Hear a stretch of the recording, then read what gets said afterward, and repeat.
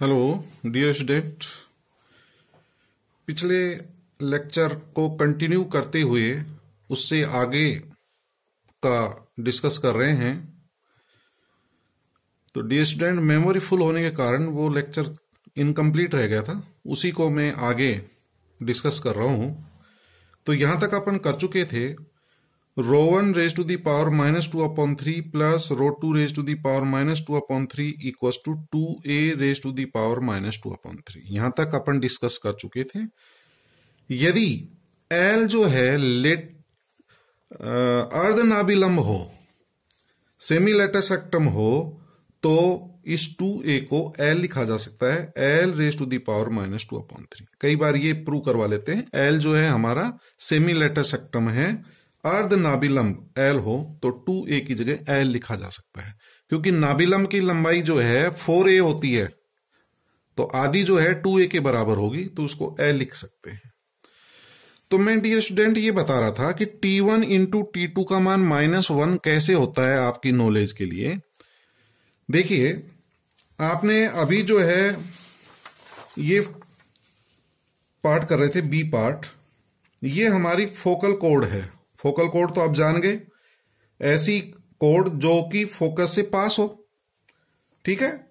नाभि जीवा, ऐसी जीवा जो नाभि से होकर के गुजरती है, उसको नाभि जीवा या फोकल कोड कहते हैं। अब ये नाभि जीवा के सिरे कहलाते हैं। P और Q जो हैं इस नाभि जीवा के सिरे, एक्सट्रीमिटीज ऑफ फोकल कोड कहलाते हैं। P के कोऑर्डिनेट आपको पता है AT1² 2AT1 है। S के कोऑर्डिनेट भी आपको पता है A0 है। Q के कोऑर्डिनेट भी आपको पता है AT2² और 2AT2 है। तीनों के कोऑर्डिनेट पता है। तो इस T1 इंटू T2 का मान -1 क्यों होता है, इसको कैसे सिद्ध करेंगे? हम PS का स्लोप ज्ञात करेंगे, स्लोप ऑफ PS और स्लोप ऑफ PQ, ठीक है। इस रेखा का स्लोप निकालेंगे और PQ रेखा का स्लोप निकालेंगे। स्लोप निकालने का तरीका आपको पता है, यदि कोऑर्डिनेट पता है तो y2 - y1 upon x2 - x1 होता है, ठीक है। तो PS का स्लोप निकाल रहा हूं मैं और फिर PQ का स्लोप निकालेंगे। तो P का कोऑर्डिनेट अपन को पता है AT1² 2AT1 और S के कोऑर्डिनेट है A0। तो y2 - y1 upon x2 - x1 करके दोनों के स्लोप निकालें। Slope of PS equal to slope of PQ कर देंगे। तो slope of PS equal to y2 - y1, S का जो y है वो 0 है, 0 - 2AT1 upon x2 - x1, x2 - x1, देखिए P के कोऑर्डिनेट ये है x2 - x1, इधर देखें A - AT1², A - AT1², x2 - x1 का स्क्वायर। इसी तरह स्लोप ऑफ PQ निकाल लें और उसको हल कर लेना। सिंप्लीफाई करने से T1 इंटू T2 का मान -1 प्राप्त हो जाएगा। तो ये तरीका है, आपको ये करना नहीं है एग्जाम में, ये याद रखना है कि नाभि जीवा के सिरे के प्राचल T1 और T2 हो तो T1 इंटू T2 का मान -1 होता है, ठीक है। अर्थात T2 इक्वल टू जो है -1 अपॉन T1 के बराबर होता है।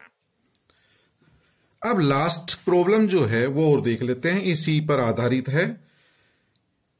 सिद्ध कीजिए परवलय y² इक्वल टू 4ax के किसी बिंदु P पर वक्रता त्रिज्या, ये अपना भी ज्ञात की थी, परवलय के पैराबोला पर स्थित किसी बिंदु पर वक्रता त्रिज्या अभी ज्ञात की है हमने। रो इक्वल टू जो है 2a1 + t² की पावर 3/2 प्राप्त हुआ था। इतना पार्ट तो उसी तरह से करना है।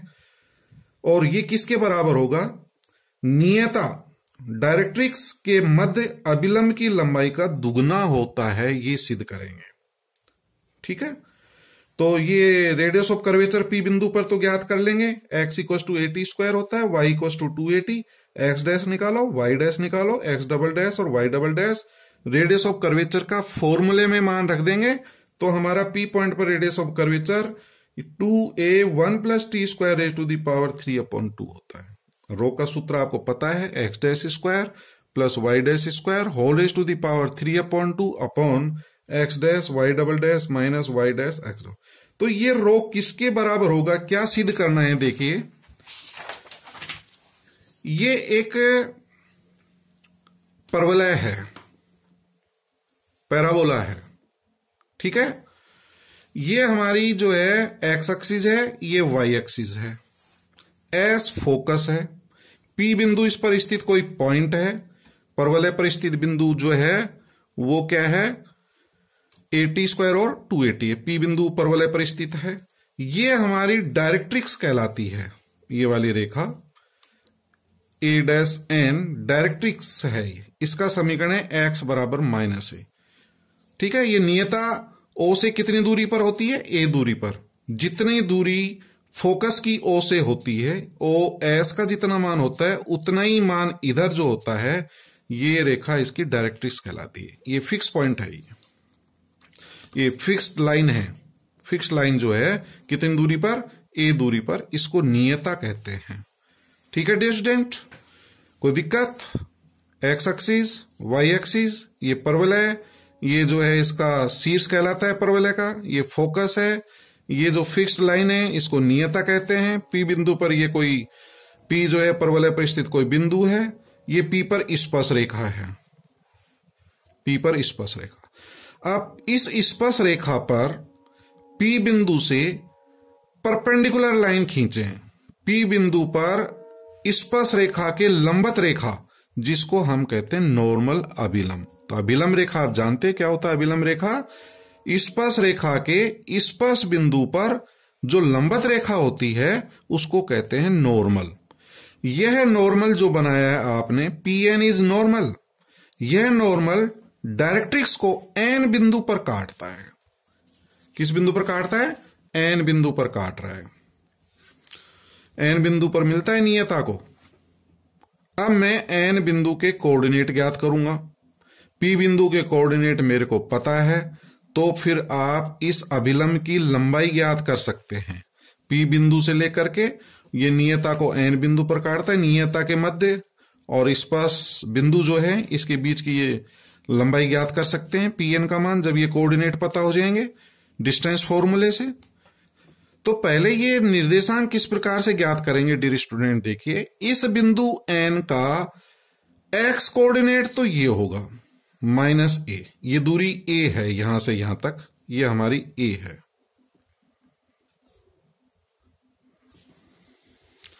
ठीक है, लेफ्ट साइड में है तो x इक्वल टू -a। तो इसमें कोई दिक्कत नहीं है। इस रेखा पर जो भी पॉइंट होगा, ये पॉइंट हो, ये पॉइंट हो, या ये पॉइंट हो, या n पॉइंट हो, x कोऑर्डिनेट -a होगा। अब y कोऑर्डिनेट कैसे निकालेंगे? y निर्देशांक निकालने के लिए ये अभिलंब का समीकरण ज्ञात करेंगे, इक्वेशन ऑफ नॉर्मल ज्ञात करेंगे, अभिलंब रेखा का समीकरण।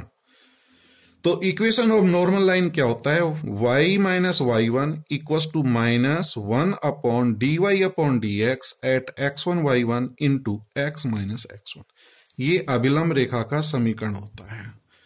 टेंजेंट लाइन का समीकरण आपको पता है, y - y1 equals to m, यानी कि dy अपॉन dx होता है x - x1। इसमें -1 अपॉन m होता है, तो -1 upon dy upon dx at x1 y1। तो x1 y1 का मान तो हमें पता है।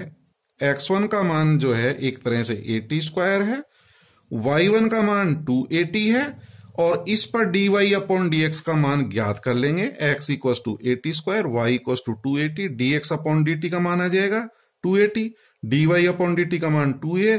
तो dy upon dx equal to dy upon dt upon dx upon dt। तो dy अपॉन dt का मान 2a upon dx upon dt का मान 280। तो 2a से 2a कट जाएगा, तो dy अपॉन dx का मान क्या था, ये मान यहां रख देते हैं।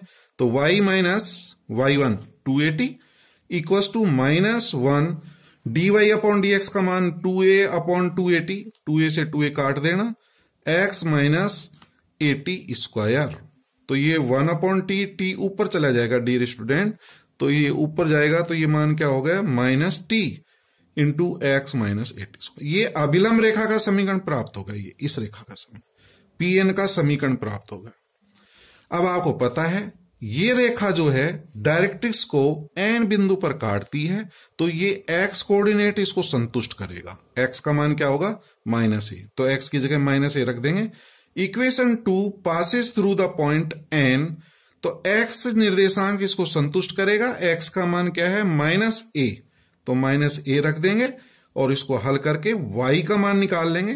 तो इसको सिंप्लीफाई करें तो y इक्वल्स टू 380 प्लस 80 तो ये y कोऑर्डिनेट आ गया। x कोऑर्डिनेट आपको पता है, p की कोऑर्डिनेट पता है, अब pn निकाल सकते हैं। तो n निर्देशांक पता है pn, तो pn स्क्वायर, तो स्क्वायर लगाएंगे तो अंडर रूट हट जाएगा।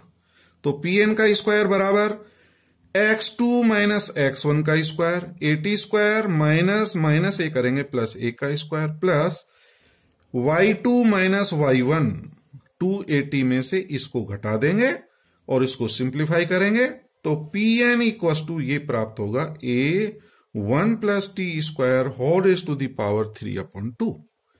तो pn का मान आ गया। ये वैल्यू रो के मान में रख देंगे। तो रो का मान देखिए डियर स्टूडेंट क्या था,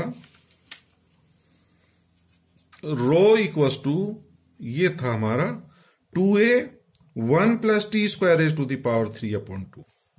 ठीक है, तो pn का मान यहां से रख देते हैं a1 प्लस टी स्क्वायर, ये वाला जो मान है ये pn के बराबर है। तो रो इक्वल टू 2pn, रो बराबर 2pn। तो रो जो है इस pn की लंबाई का दुगना है, रो बराबर 2pn। तो यही सिद्ध करना था कि वक्रता त्रिज्या वक्र तथा नियता के मध्य, इस नियता के मध्य अभिलंब की लंबाई pn का दुगना है। समझ गए होंगे आप सवाल आपको। Radius of curvature at p जो है यह वक्र तथा ये जो नियता है इसके मध्य अभिलंब की जो लंबाई है उसका दुगना, यही अपन को सिद्ध करना था। Thank you very much.